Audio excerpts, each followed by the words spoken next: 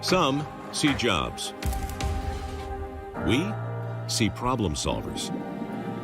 We see groundbreakers. We see risk takers. We see stories. Like a scientist turned CEO who went on to build a company producing medicines that saved the lives of millions. A young entrepreneur who started a business in a garage and now sells to dozens of countries around the world. A child who overcame dyslexia to lead the coding team at a global tech startup company. While every story is different, these stories have one thing in common: freedom. Freedom to dream, to create, to grow, and pursue. We are a nation where competition and collaboration coexist. A nation whose rich tapestry of people and ideas create innovation and opportunity.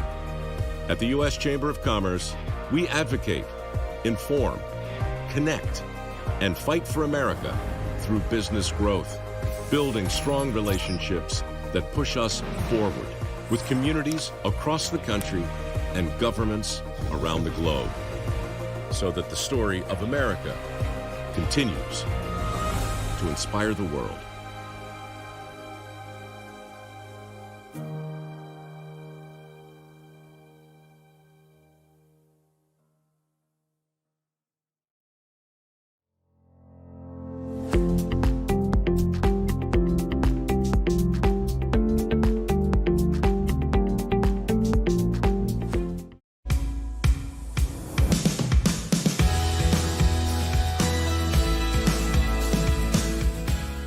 Elderly Instruments is a fretted and stringed instrument retailer.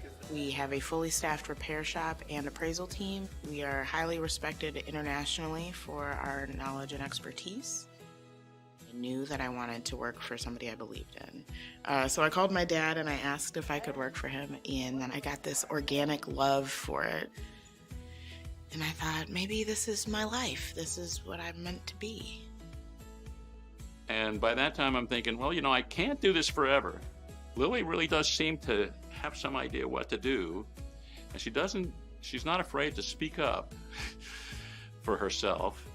And everybody at the store liked her a lot. Probably more than they liked me, I should say. That's probably still true. We restructured the business and kind of learned what it would take to success the business to the second generation, and with a lot of determination and collaboration, here we are. Being an employer is a daily balancing act. I employ 43 people who all have families and livelihoods that are dependent on good decision making, good listening skills, patience.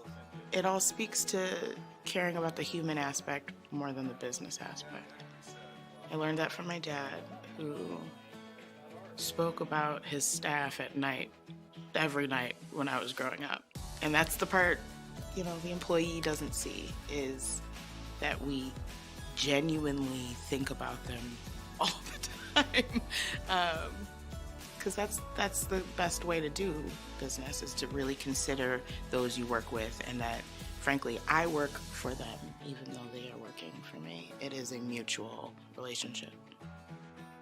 Being from Lansing, being a very passionate musician and content creator, to have found this job in my hometown is mind-blowing and life-affirming, truly. Well, hello, you guys. Welcome to the greatest music store in the world. I've been working here 31 years. It's the best place for me. This is not really, like a job for me. This is like total joy.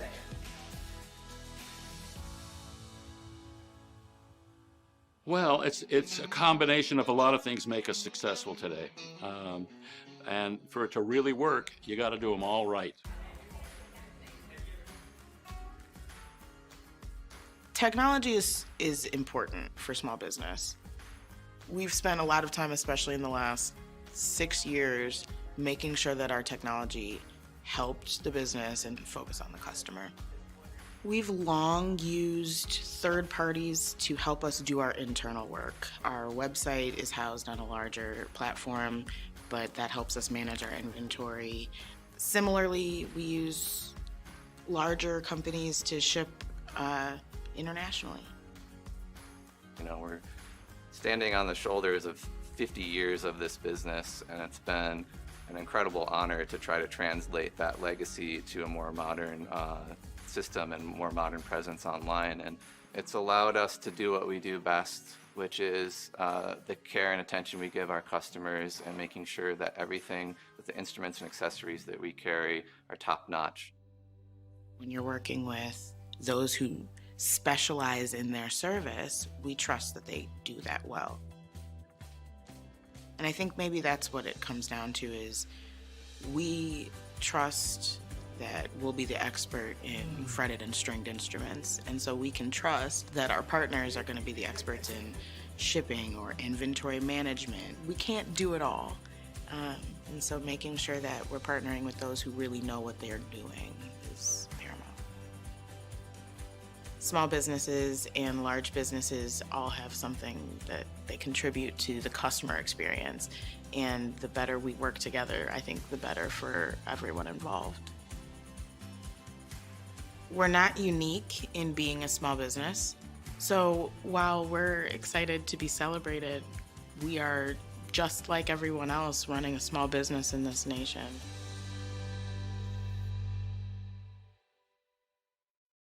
Good morning. On behalf of the U.S. Chamber of Commerce, welcome to the State of American Business 2024, the premier annual gathering of the American business community. I'm Lillian Werbin, and as you just heard me say, trust is a word we use every day in business. Our communities trust us to provide jobs and opportunities and grow our local economies, and we trust partners like the U.S. Chamber of Commerce to help us achieve that.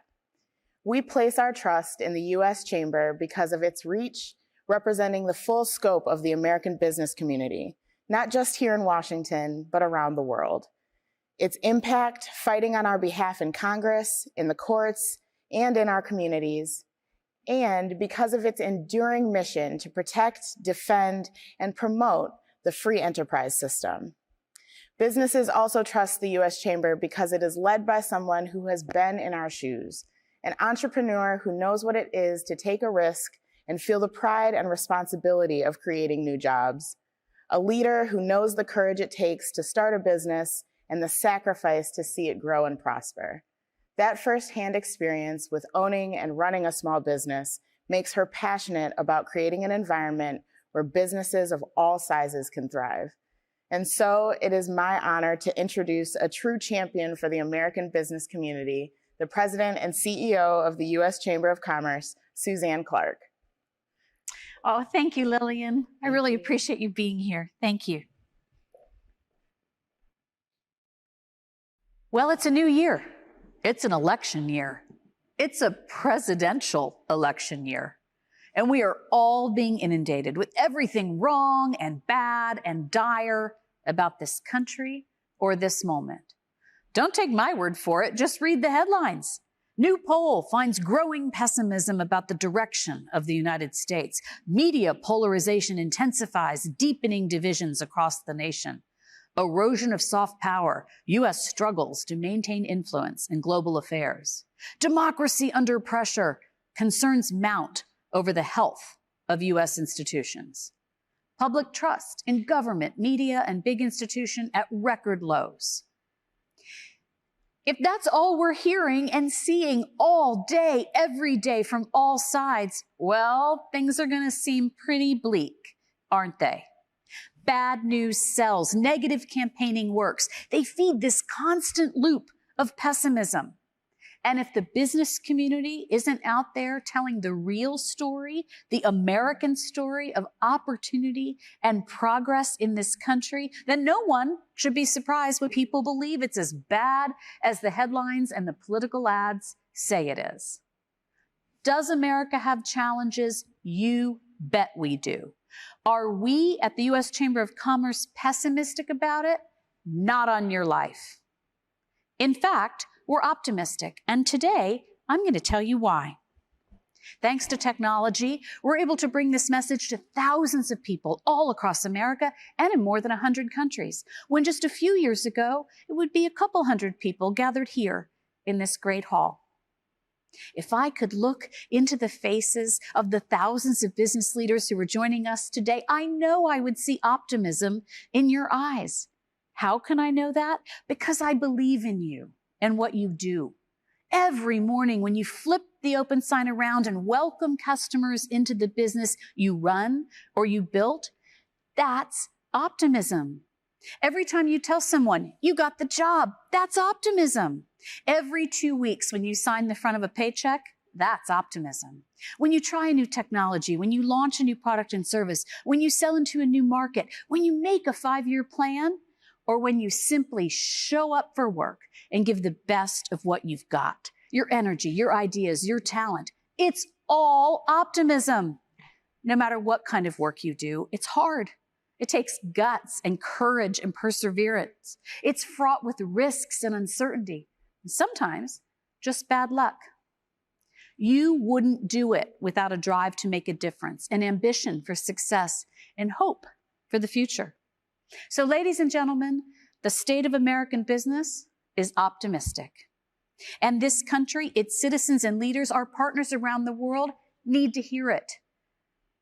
Now, you may have come here expecting me to talk about some of the 300 policy issues the Chamber will advance this year. The laws will shape, the regulations will improve or stop, the lawsuits will file and win, the pro-growth candidates will support, or the 20,000 small businesses we help on our co-website every day. Given the state of the world, you may have come expecting a global speech focused on the commercial diplomacy the Chamber will lead, the business delegations we'll send to every continent, except Antarctica, the heads of state will host here in this building, or the consequential presidential elections also happening around the world this year. But today, I'm going to use this platform to talk about something bigger than a policy agenda, something more enduring than the challenges and opportunities we'll confront in 2024, and more essential than one election in the long arc of our nation's history. Today, I'm going to talk about the idea that underpins it all, the system that enables your success and ensures our future, American free enterprise. We've stopped talking about what it means to be pro-business as a country. That's a problem, and it's a shame. There are plenty of critics who want to tell you everything that's wrong with capitalism. But the truth is, it's a good news story. It's a story of individual opportunity and agency. It's a story of collective hope and optimism. And more than a story, it's a lived reality that has improved life here and inspired people around the world. So all of us here at the U.S. Chamber want to counter-program against the negativity. Our mission and shared purpose is to defend, protect, and promote free enterprise. And we've been doing that for 112 years. But we can't do it alone. Just like any single business or individual worker can't improve lives or solve problems at scale on their own, we too need the collective power and unified voice of business, working together, getting louder, drowning out the negativity with our words and our work.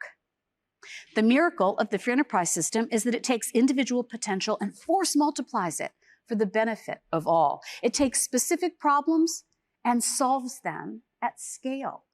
It turns scarcity into abundance. It's an upward spiral of human progress fueled by the ambition and striving of people and supercharged by the innovation of American business. And there is no limit, no ceiling for what humankind can achieve.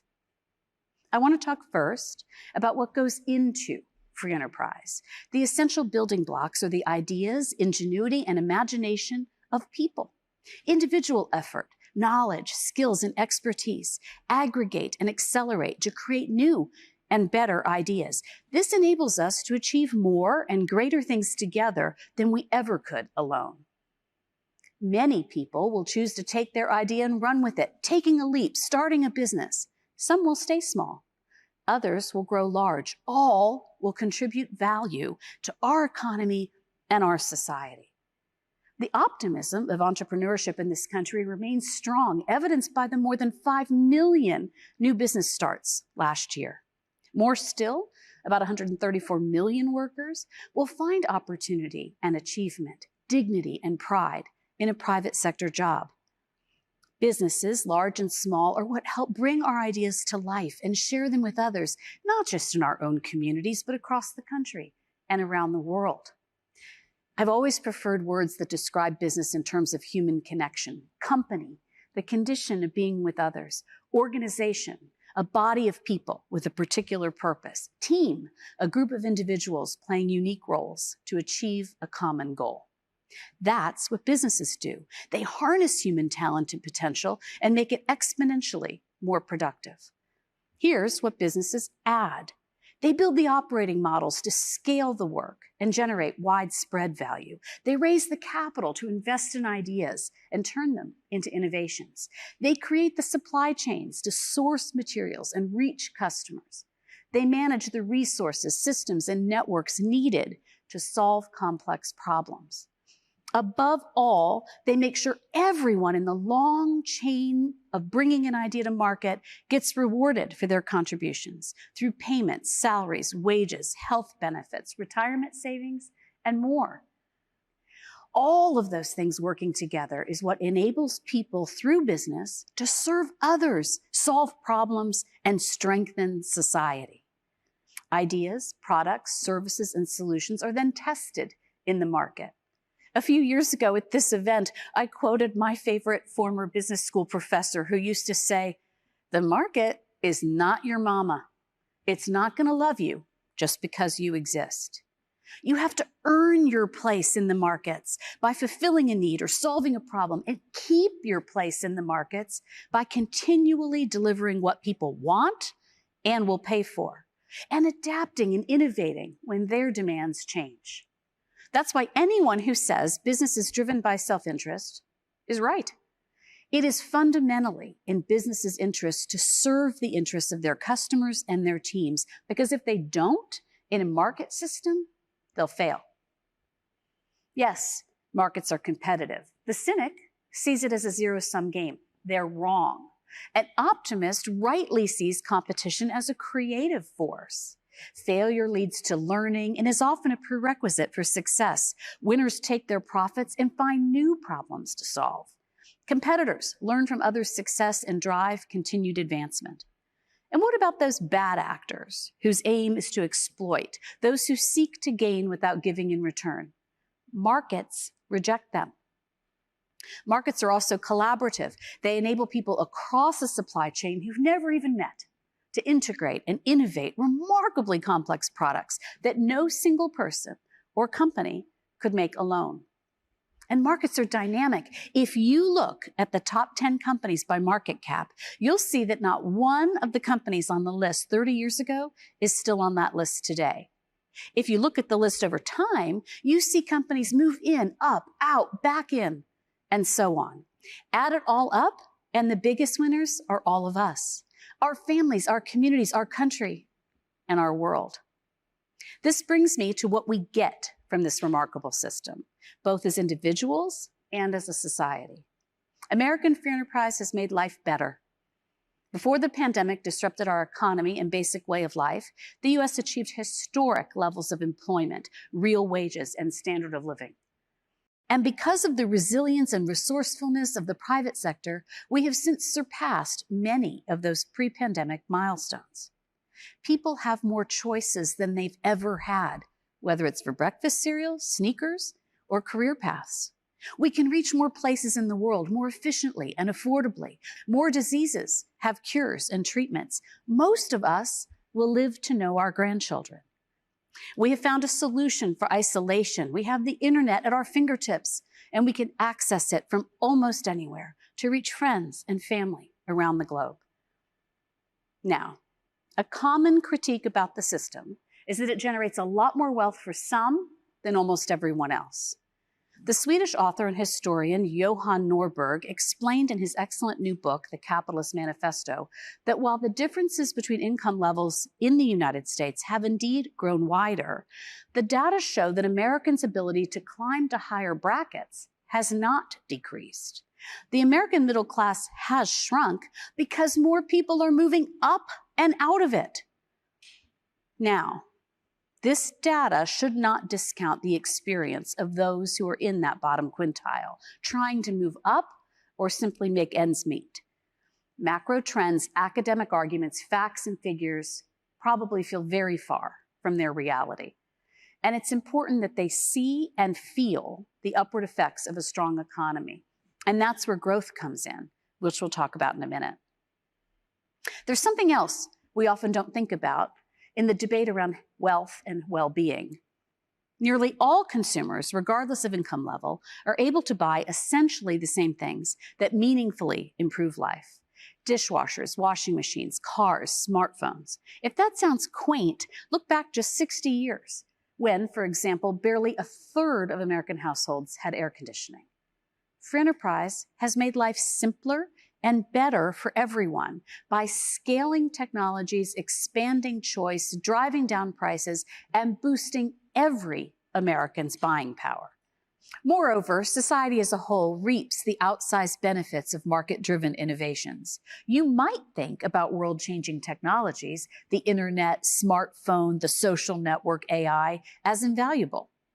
But economists found a way to quantify what they call the social surplus. 98% of the value of a new technology goes to the billions of people who use it, while the company or entrepreneur who invented it gets about 2%. That's a value ratio of 50-1. Free enterprise also fuels the economic growth that pays for everything a society needs. A faster growing economy generates more tax revenues to pay for education, defense, basic research, transit and infrastructure, and the social safety net. It fuels philanthropy and funds the arts, entertainment, and culture that enrich our lives.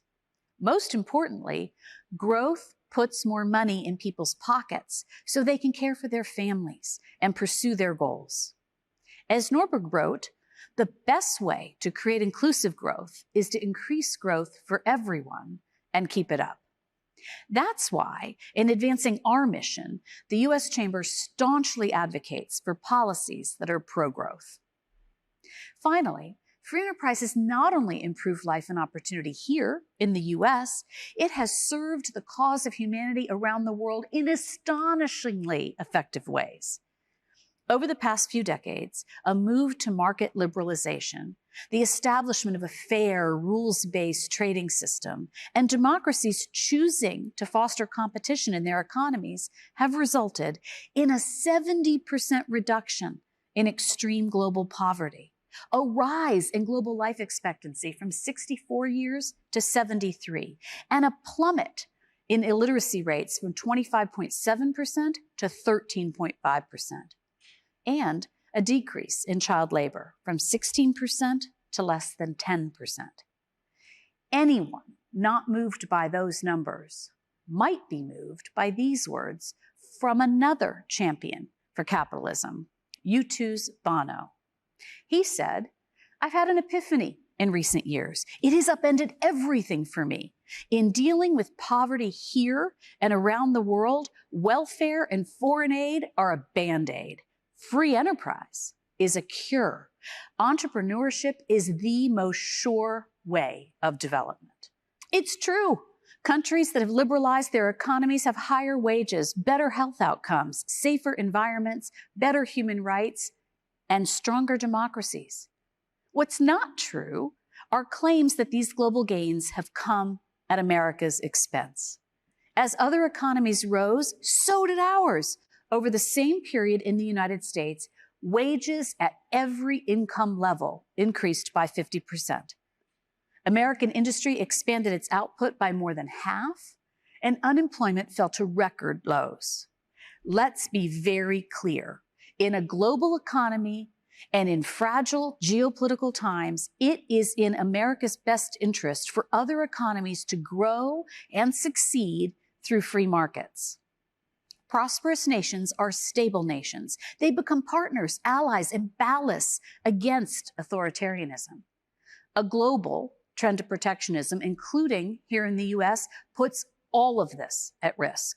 To turn inward, to throw up trade barriers, impose tariffs, stop doing trade deals, reactively repatriate supply chains, is to inflict harm on our own economy. It robs our businesses and workers of new opportunities, and it raises prices for every American. Like the free markets, the global economy is not a zero-sum game. Someone else does not have to lose for us to win. On the contrary, the rise of the rest means new customers, new markets, and new allies for us. I've talked a lot today about what free enterprise has done, not to be nostalgic or to preserve the status quo or to tell people, you actually got it pretty good, so stop complaining. It's important to remind people of what free enterprise has done to build support for what free enterprise still must do, which is to find solutions to the greatest issues of our time. We need free enterprise to revitalize communities that were left behind in the modern economy, to rethink education in this country so every person has every opportunity to do and be and give their best, to reskill and reposition the workforce for the future so all people can keep up with the rapid pace of change, to responsibly leverage AI and unleash a new era of human productivity, to address climate change and lead the energy transition while powering our economies today, and to solve global problems from food insecurity to water scarcity. That's just naming a few of the challenges that require American innovation, backed up by American values. If we don't lead these solutions, we will be weaker in the long run. And if we don't lead, who will? On this, I am more than optimistic. I'm confident because we have the collective ambition and intelligence of people, the capacity and expertise of business, the discipline and discovery of the markets to solve any challenge we face, and an interconnected world to make the widest possible difference for humankind. What I haven't talked a lot about is the government, and it also has an important role to play. It's not to manipulate the economy by picking winners and losers. It's not to micromanage businesses or direct their behavior for political reasons. And it's not to overregulate industry into submission or failure. The role of government is to foster the conditions that enable human potential and empower businesses to serve people, solve problems, and strengthen society. That means letting markets work and protecting them from government intrusion. Passing pro-growth policies that are workable and predictable, setting smart regulations that clearly signal to business the rules of the road, and exercising the fundamental duties of keeping the government open and running. It means preserving the rule of law, ensuring a strong national defense, promoting trade and commerce at home and abroad. And it means supporting the entire ecosystem of business, every size, every industry, because the diversity of the American business community is exactly why our economy is the most innovative, dynamic, and resilient in the world. It's no accident that America provided the fertile ground for free enterprise to flourish. The people who founded this nation were dissatisfied with the world as it was and saw the world for what it could be. And they staked everything, their families and their futures, in pursuit of a new life and livelihood. Whether those first entrepreneurs were optimistic or desperate, we cannot know. But what they created means we can lead our lives and chart our paths with a spirit of optimism and not a sense of desperation. We have freedom, we have opportunity, we have a future, and yes, it's bright. The process of getting from there to here, from then to now, it hasn't been perfect. The system isn't perfect. We've had to adapt, improve, evolve, correct, and solve along the way. And that's exactly what free enterprise enables. In fact, it's what it requires. America must remain the fertile ground for progress. This cannot and will not be the place where opportunity and innovation wither on the vine. But today, American free enterprise is under threat.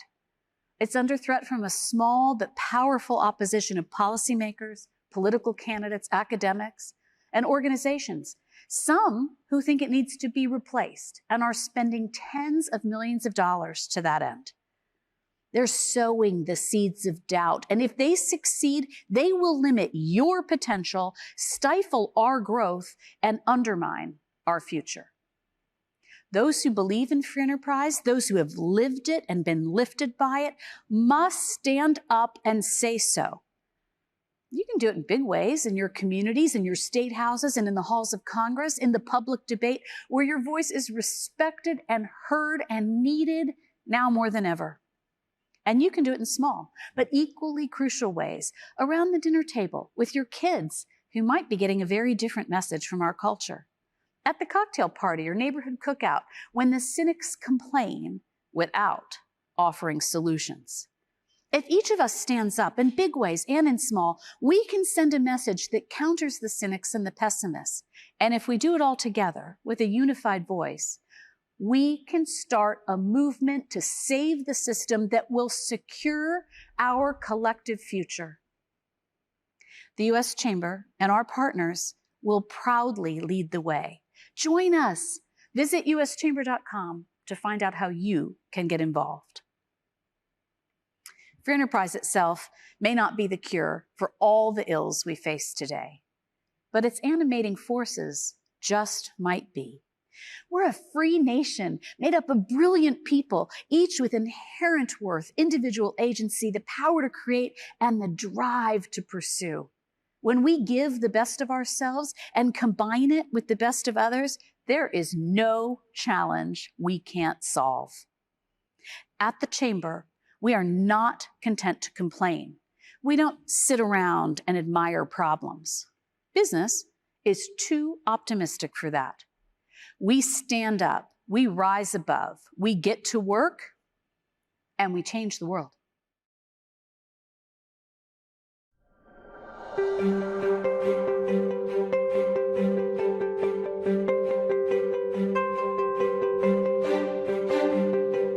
Well, thank you, Suzanne, and welcome to this morning's Company Spotlight. I'm Harold Kim, and on behalf of the U.S. Chamber of Commerce, we are absolutely thrilled to have with us today the Vice Chair and President of Microsoft, none other than Brad Smith. Hey, Brad, how are you today? I'm fine. It's great to be with you. It's great to be with everyone as part of this. Well, Brad, I've followed your career for a few decades now, and it's always refreshing, personally for me as a lawyer, to see another lawyer do something outside of the practice of law. So really kudos to you. Thank you. Well, you can always check out Brad's bio online, but what I will say about Brad is that he is a true defender and promoter of our free enterprise system. And as you're going to hear later today, he's also a real thought leader when it comes to the intersection of technology, of policy, and how it affects our society writ large. In fact, Brad, I just picked up your best-selling book, and I think the title is Tools and Weapons, The Promise and Peril of the Digital Age. I have it on my reading list for this year, and after this, I'm going to have to ask you to sign the book for me, so that's going to be on its way. But no problem. I thought the book really presents the perfect framework for our discussion today. You know, when we talk about the balancing act between these emerging technologies, which are just amazing, and the risks potentially that they present in terms of how we work, how we operate as a society. And we're going to be talking about it into the context of artificial intelligence, or AI. And so why don't we just level set a little bit here? You know, when that technology exploded on the scene in November of 2022, I would imagine that a lot has changed even since then. And so from your perspective, how do you see businesses today leveraging these everyday technologies in their work from a day in, day out basis? I think it's a great question. And I would say, you know, since November 30th of 2022, when ChatGPT launched, you know, we've seen, I would say, businesses go through three phases. The first phase was just, wait, what is this? You know, wanting to learn a little bit about it and asking questions. and reading. And that phase really went from last November to, I'll say, sort of April or so. We then entered a second phase where we really started to see businesses across the country and around the world develop what are called proofs of concept, or POCs, as the industry calls them. We had more than 3,000 customers this last summer doing precisely that. They would take the AI tools, they would start to build custom applications themselves, they would apply it for a specific business process so they could experiment. And then I would say the third phase, the phase we're in now, is people are migrating to actual everyday use. And everyday use is still just starting to accelerate, but it absolutely is gaining momentum. And I would say we're seeing businesses gain momentum in three ways. One is really customized applications that use AI to really change or improve the fundamental business processes that are sort of core to their business. So if you're a pharmaceutical company, that might be drug discovery. The second thing is businesses are starting to use it across what you might call all of their back office functions: HR, legal, finance. They're using it to change the way their sales force works. They're using something like what we call the Azure OpenAI interface or service so that then they can get an application and use that. And the third one, which is now just really starting to pick up, is more what probably everybody who's watching might use it for, a co-pilot. And it could be a co-pilot from Microsoft for Word, for Excel, for PowerPoint.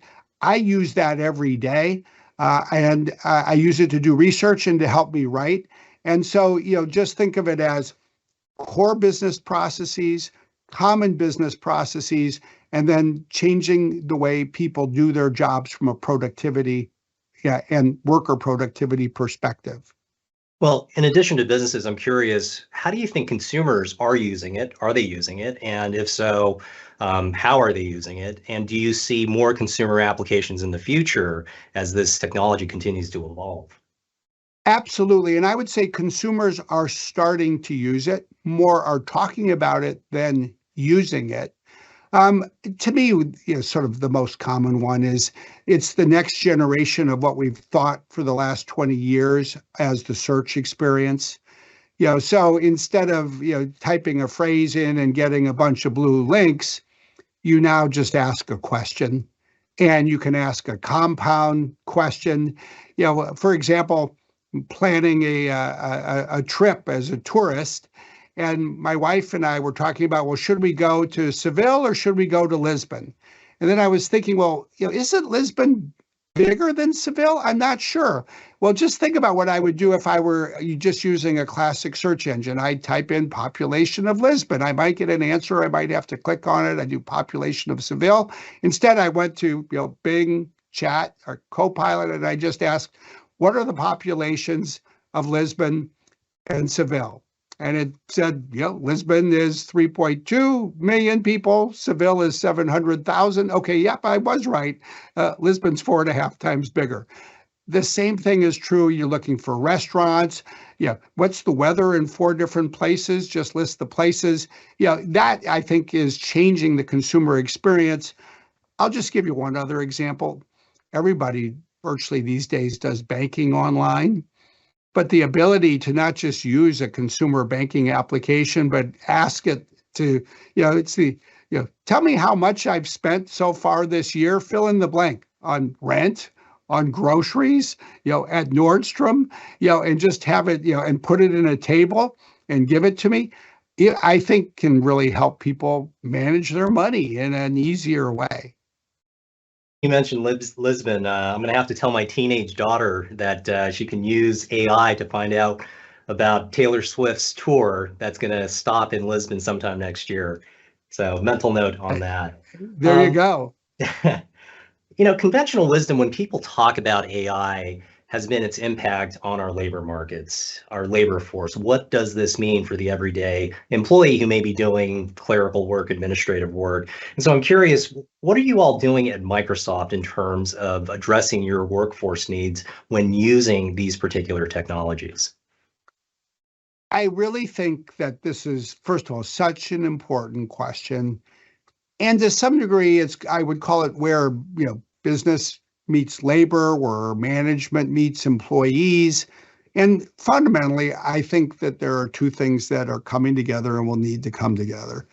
The first is this is a tool that will improve productivity. And of course, productivity is the foundation for almost all economic growth. And we live in a world that is actually pretty starved for productivity growth. So take any function that actually involves the creation of documents, the analysis of information, sifting through data. People are starting to use this, and this is where business processes will change. And then what does that mean for the people who work in a defined field? It actually, I think, means three things, and we don't yet know for a particular job which of the three it will be. First, there will be new jobs created. There already are for people who really know how to use AI to strengthen or change the business process. Second, there will be some jobs that exist today that won't exist, or at least won't exist in the same number that they do today. And third, people's jobs will change, even if it's not a new job or a job that goes away. And what it really means is that people need to learn new skills. And so we're focused on helping the employees at Microsoft learn new skills. We have courses and the like, but I would also say, in a way that very much reminds me of starting to use a PC. I'm old enough that I was in the first generation really to literally bring a PC into the workplace. Having come out of law school and saying, I don't want to leave my PC behind, I took it into a courthouse and said, I'm going to use this as a clerk working for a judge. And I insisted on having a PC then when I went to a law firm. There is no substitute for learning by using the technology. And the more people can find opportunities to use it, including, as the next generation search engine, use it to start to write things, use it to turn a Word document into PowerPoint slides and vice versa. That's how you get better. That's how you'll realize there's new insights that you can bring to others. The one point of career advice I'd give to, frankly, anybody of any age right now is, if a year from now people are sitting around the equivalent of the proverbial water cooler, talking about how they're using AI to do their jobs differently, be one of the individuals who has some experience, be one of the individuals who has some ideas to share. And so, I think part of what we're frankly just trying to do, in addition to formalized training, is make sure our employees have access to the services, which is not hard. I mean, there are services, but really lean in and encourage people to not just use it, but then share what they're learning. Well, let's talk about the regulatory framework here a little bit. As you might know, over the past few years, the Chamber convened an AI commission. And in fact, early last year, we released a report which really talked about these promising new technologies. In addition, to recommending a risk-based regulatory framework. What is it that what is it that Microsoft is doing in the AI policy landscape, whether here in the United States or over across the pond in Europe? Well, first, I just want to say I think that we really appreciate the work that the Chamber has done here, that what that commission did. I was familiar with the work, and I had the opportunity to pull it up and read it again this morning as I knew you and I would be talking. And I would first say where the Chamber is recommending the world go is very much where we're advocating the world go as well. And by that, I mean, it is a recognition that we have a innovation-led economy and we need innovation to flourish, but, or maybe and, we need to have the protection of people. We need to ensure that humans remain in control of this technology. We need to have safety and security standards in place. And one of the things I found fascinating about the commission report for the chamber is it said that unless we have some regulation, we're likely to have market failure. That is not a sentence that most people would expect to see in the executive summary of a report from the American Chamber of Commerce, and yet is precisely right. Because most healthy markets for everyday products that can impact people's safety do have a degree of safety regulation in place. Airplanes, automobiles, literally the groceries in the grocery store. The key is to strike the right balance. So that's where we're focused, and we're very much focused on doing this on a global basis. So we're interacting with governments in, easily a few dozen countries at this point, as each country is considering this. The questions that I have, because the US has led in developing technologies, whether the internet or even technologies from previous generations. How does the US actually position itself as a leader in looking at AI and aligning it, with the safeguards or the guardrails that you've talked about, with, the reality that these technologies are rapidly developing so quickly? I think fundamentally leadership in this space, if you're a government, requires three things. First, you have to have a good understanding of the problem. Second, you have to have some concrete, thoughtful ideas about how to solve or address those problems. And third, you have to do something. Because in a world where governments are to some degree almost competing with each other for leadership, if you don't do something, you can't be a leader. And what I've frankly been very encouraged by is the way the US government actually has leaned in on AI, frankly, in a way that it has yet to lean in on, say, something like data privacy writ large. And I think it's really led the world, frankly, in understanding the problem. It had a very collaborative exercise in a very appropriate way, in my view, of working with big tech companies and model builders like Microsoft, like OpenAI, Google and Anthropic, and then a broadening circle to understand the technology, get knee deep in the problems.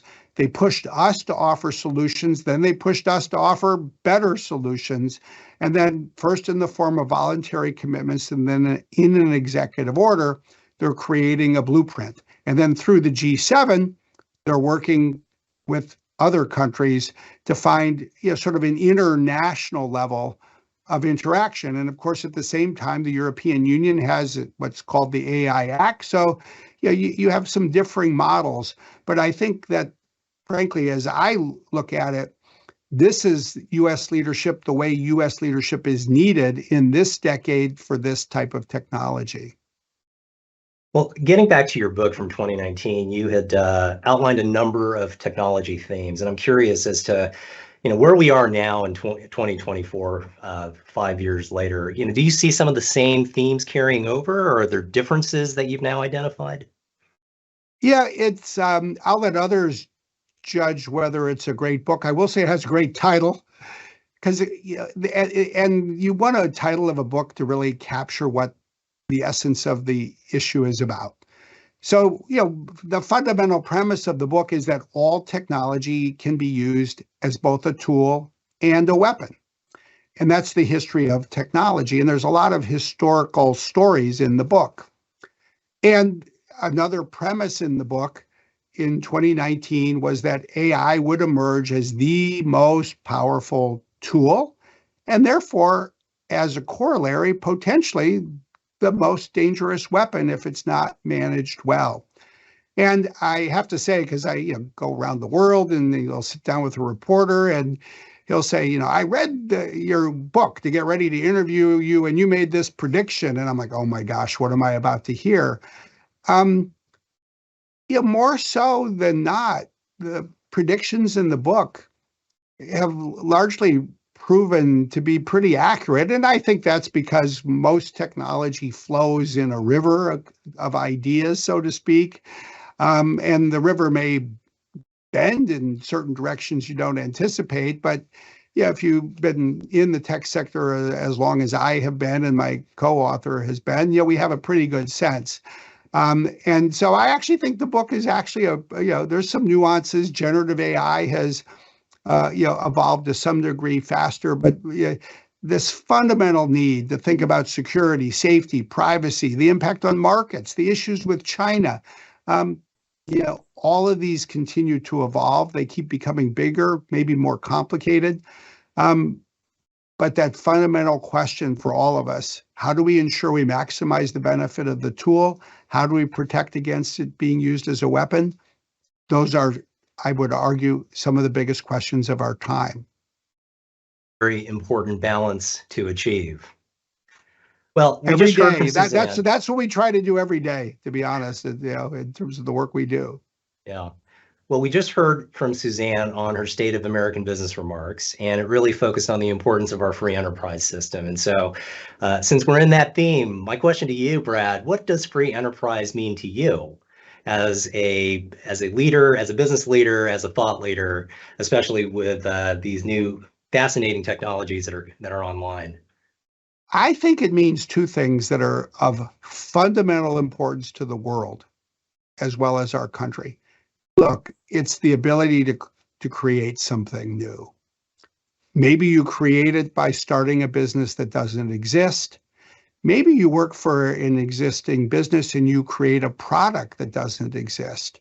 Or maybe you're working on an existing product, but you create a new feature or a new benefit or a new business model or a new distribution model. But it is that fundamental ability to create. That is extraordinary. And the second thing that it gives one the opportunity to do is to create something that is useful for the world. And one of the things that I always frankly get concerned about is that we live in a world where the best societies, including American society, I think of as a stool with three legs. There's a private sector, there's a government or public sector, and there's a third sector, which is the nonprofit sector. One thing they all have in common is people need money in order to get things done. Governments can tax to get money. Nonprofits ask for donations.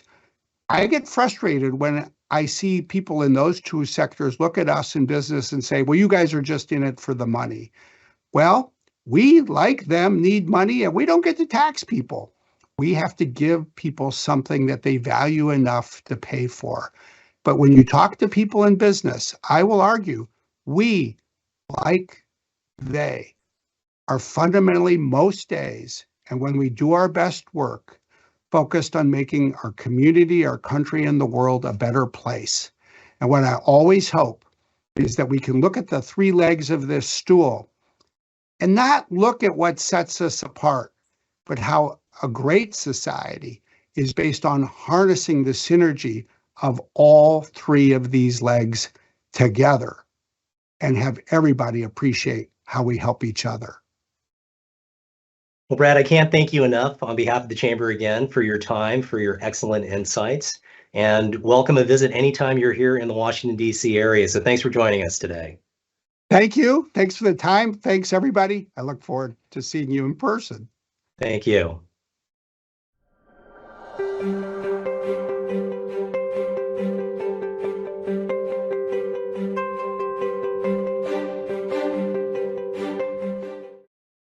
Welcome back. I'm Matt Haller, president of the International Franchise Association based here in Washington, D.C. Really thrilled to be part of the State of American Business and talk about the role that the franchise business model and franchising plays in the broader free enterprise system. In franchising, we say you go into business for yourself, but not by yourself. And in the franchise economy is 3.5% of private sector GDP. There's over 800,000 franchise locations operating here in the United States, supporting more than 8 million direct jobs.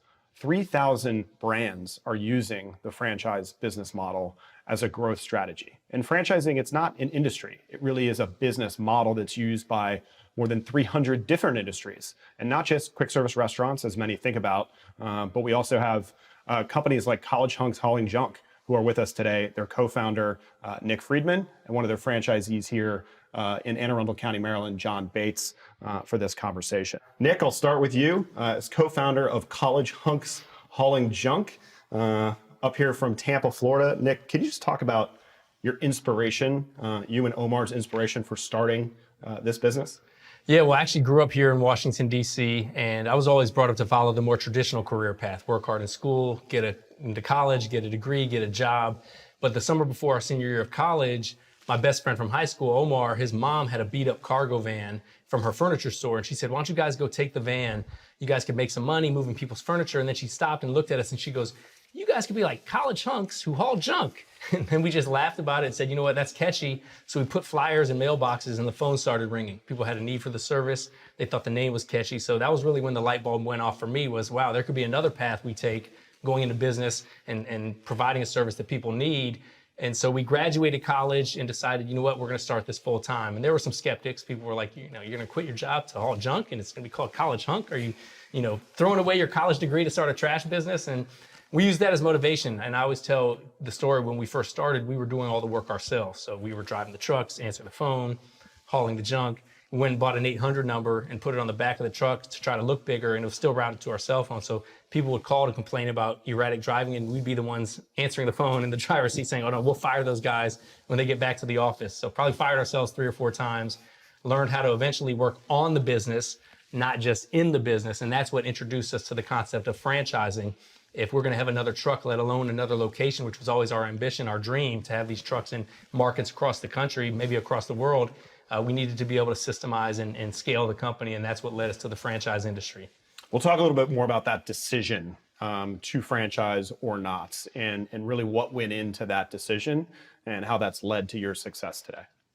So we always had aspirations to become a bigger brand, and we didn't have a lot of money, we didn't have a lot of resources, and we wanted to grow very quickly. And those were 3 sort of constraints to us to be able to expand our College Hunks Hauling Junk brand. So when we learned about franchising, we realized that this could be an opportunity for us to expand the brand into other markets by providing a business opportunity for individuals who would want to have their own ownership, but maybe didn't have the desire to go start something from scratch. They wanted to get handed the baton kind of halfway through the relay race. And so we learned about the International Franchise Association, started surrounding ourselves with mentors in the franchise industry, and realized that it was a very viable path, not an easy path, but a very viable path to scale a brand, provide business opportunities, which ultimately create jobs for individuals while allowing to continue to provide our service that we started out with just 1 truck. So today we've got over 250 independent franchise owners across the country.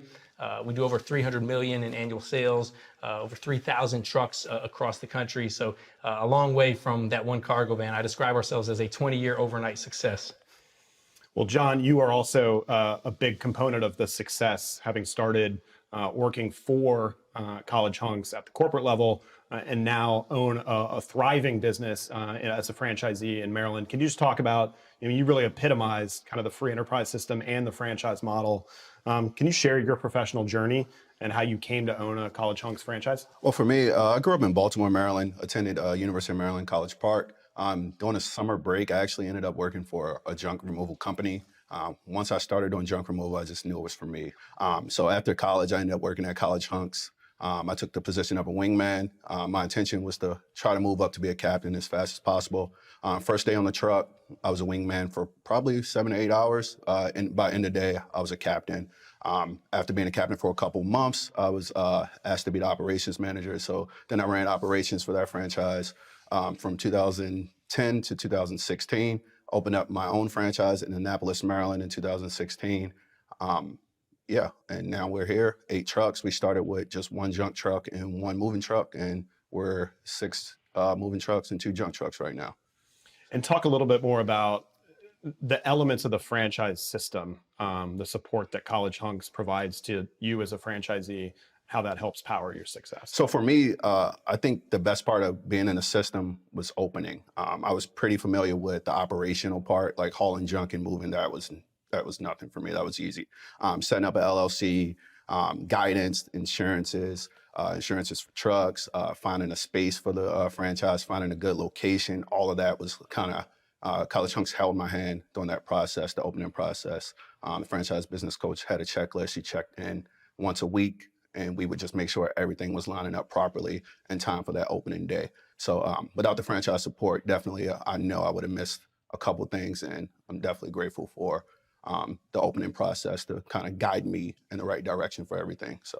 Yeah, IFA research shows that more than a third of franchisees wouldn't be in business at all without the support of a franchisor, and sort of that slogan that we use. We say you go into business for yourself, but not by yourself. And there are a lot of people that wouldn't know where to start if they were, trying to start out on their own in franchising. And you're obviously an epitome of that, or an example of that.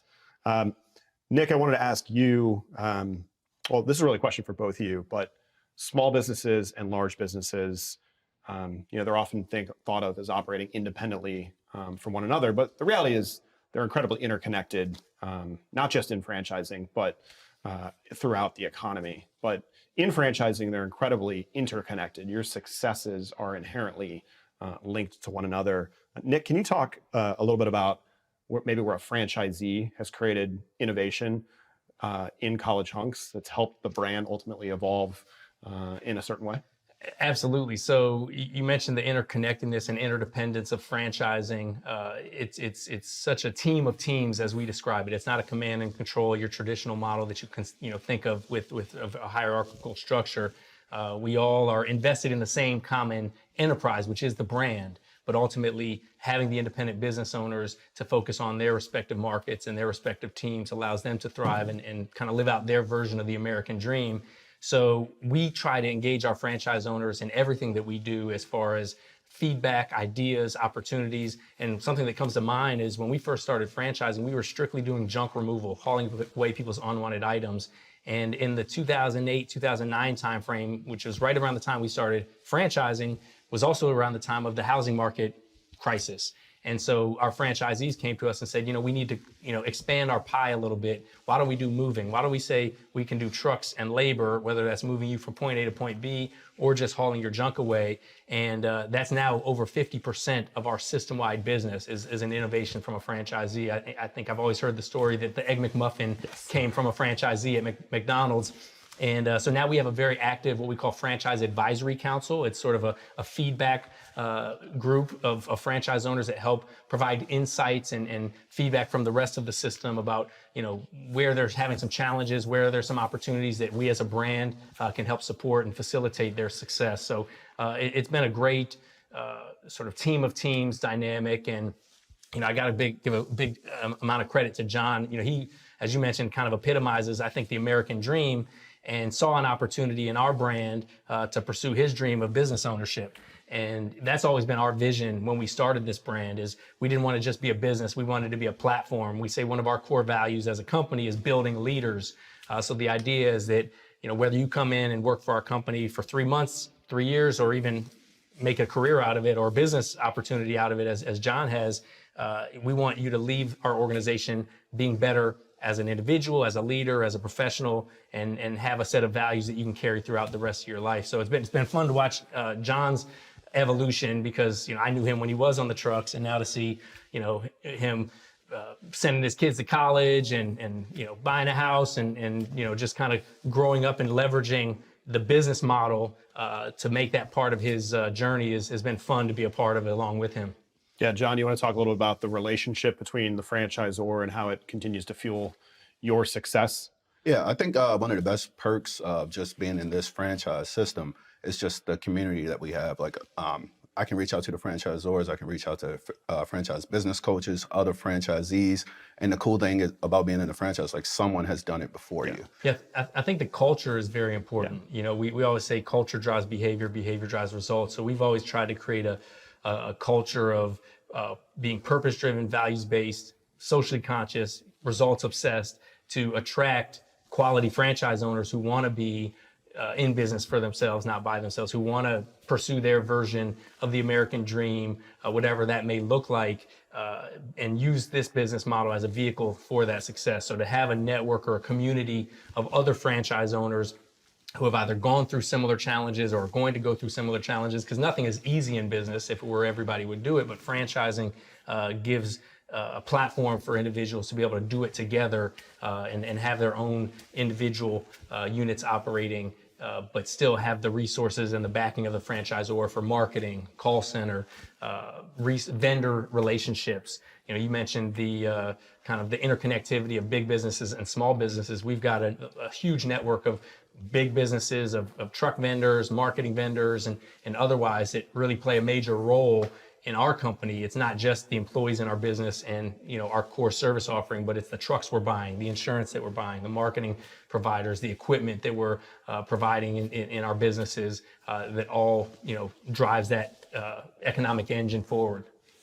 You also mentioned community and culture. Can you talk a little bit about, either of you, the work that the brand does to support your franchisees in the community or different organizations that you support? So for culture, when I started in 2009, the culture it's been consistent.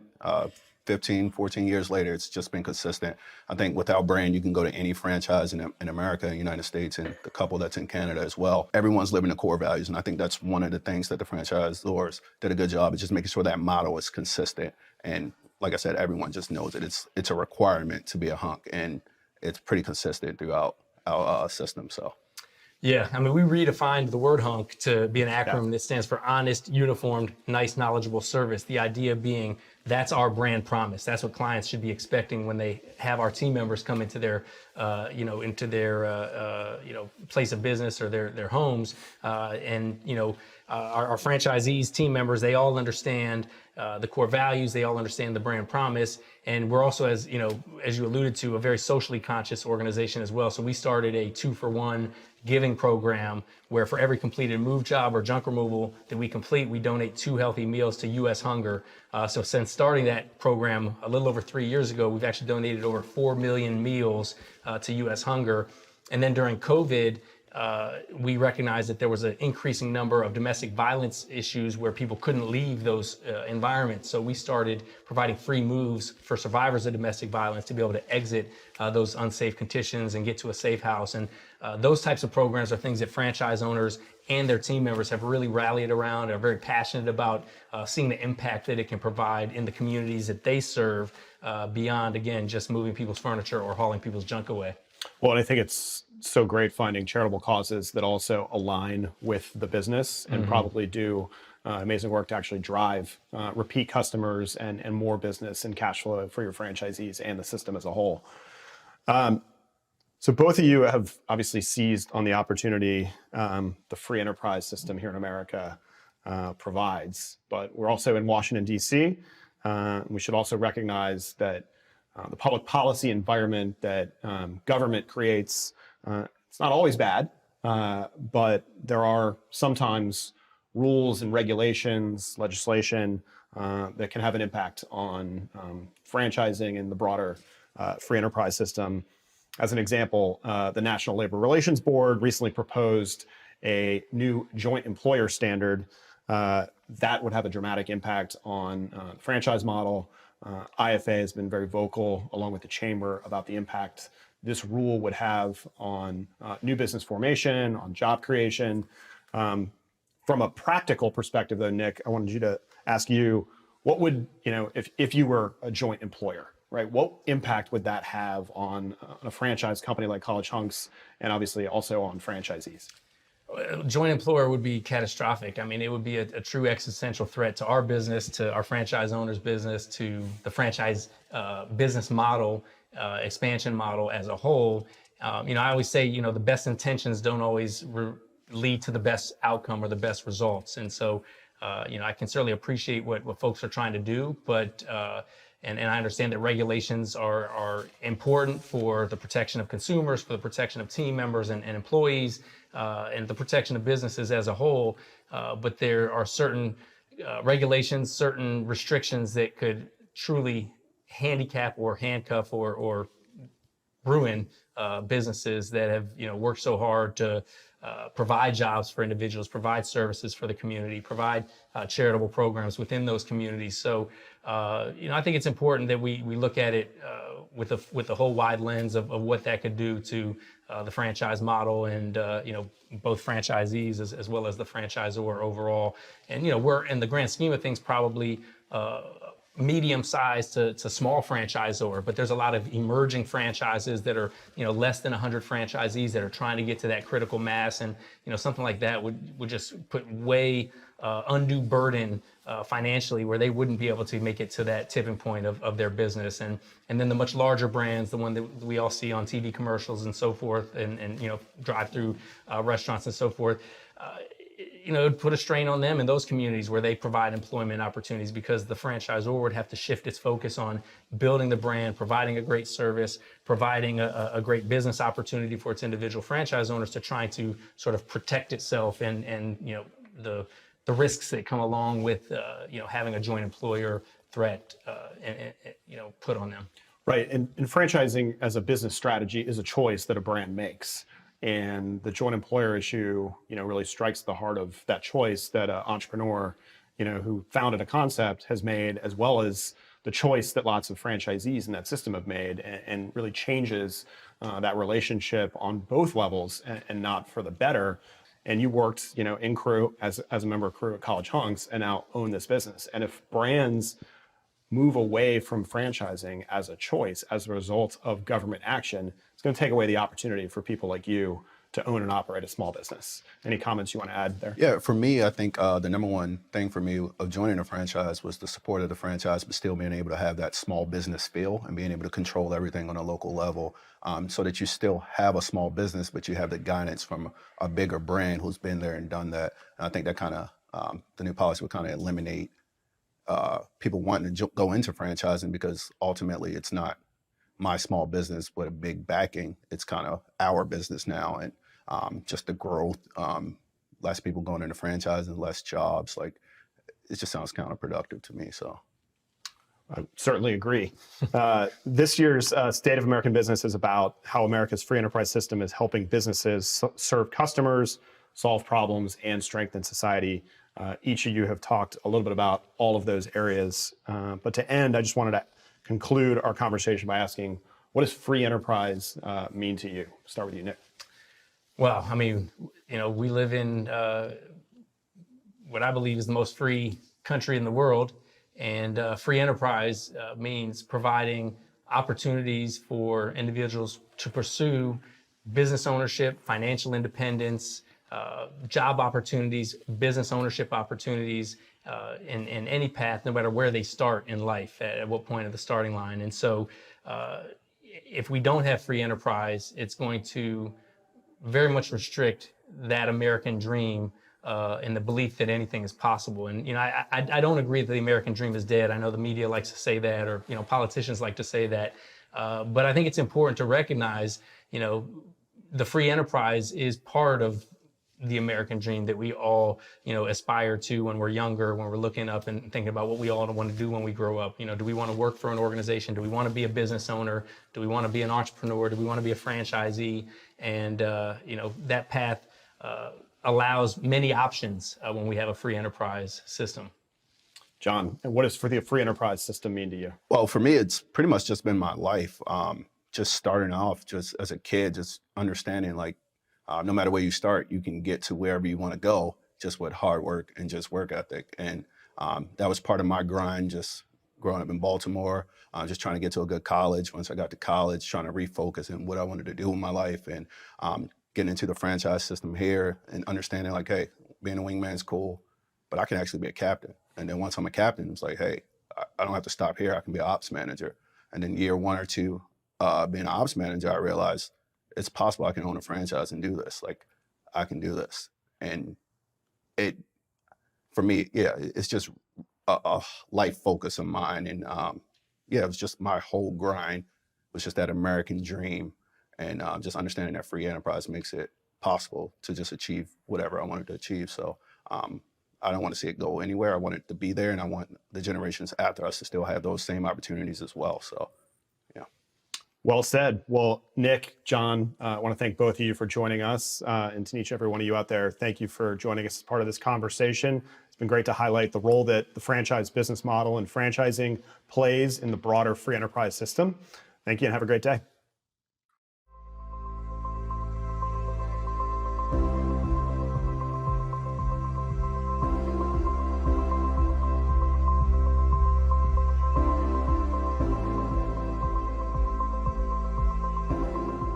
Hello, I'm Ashley Watts, President and CEO of the Kentucky Chamber of Commerce and a lifelong Kentuckian. And like U.S. Chamber President and CEO Suzanne Clark, I am optimistic. While some might consider Kentucky a flyover state, I am incredibly proud of the outsized role we play in creating jobs and driving innovation. We are the birthplace of Lincoln, bluegrass, and bourbon, including brands like Maker's Mark and Woodford Reserve, and home to the most exciting 2 minutes in sports, the Kentucky Derby, held right here at Churchill Downs. Our state is a major auto manufacturing hub with Toyota, Ford, and Corvette. And we're also home to the massive UPS Worldport facility and the world's largest Amazon air hub. At the Kentucky Chamber, we represent thousands of businesses, from family-owned shops to Fortune 500 companies that employ over half of our Commonwealth's workforce. Our state's impressive growth, all of our members' success, is enabled and empowered by our free enterprise system, a system that lifts communities by unleashing the talent, ideas, and innovation of our people. Our chamber team works every day to protect and defend American free enterprise, and we share that mission with our partners at the U.S. Chamber of Commerce. More than a century ago, state and local chamber leaders and business associations founded the U.S. Chamber because they recognized the need for a strong and unified voice in Washington and around the world. Today, we are proud to be part of a network that represents the full breadth and depth of American business, including 1,500 state and local chamber partners across the U.S., 130 American chambers of commerce abroad, and 500 trade association partners. This vast coalition combines advocacy and influence, talent and expertise, and unrivaled convening power to tackle some of the biggest and most pressing challenges facing our members. In Kentucky, we've used this network and our partnership with over 100 local chambers of commerce to advance an agenda that promotes free enterprise. These efforts have saved Kentucky businesses over $7 billion in the last 5 years. We've also partnered with the U.S. Chamber to deploy a once-in-a-generation federal investment to modernize our infrastructure across the Commonwealth, like the Brent Spence Bridge. We are working to build a 21st century workforce with the Chamber's Talent Pipeline Management Initiative. And we've joined the U.S. Chamber Foundation to host a Kentucky Civics Bee and encourage the next generation to get involved in their communities. There is nothing we can't accomplish when we work together. And today, that means promoting and protecting our free enterprise system. From Main Street to corporate America, from city halls to the halls of Congress, our Chamber Federation is on the front lines, and we need to get even louder. The Kentucky Chamber stands ready. We will continue to be champions for our business community. We will stand shoulder to shoulder with our U.S. Chamber partners in defense of the system that makes America strong. And we hope all of you will join us.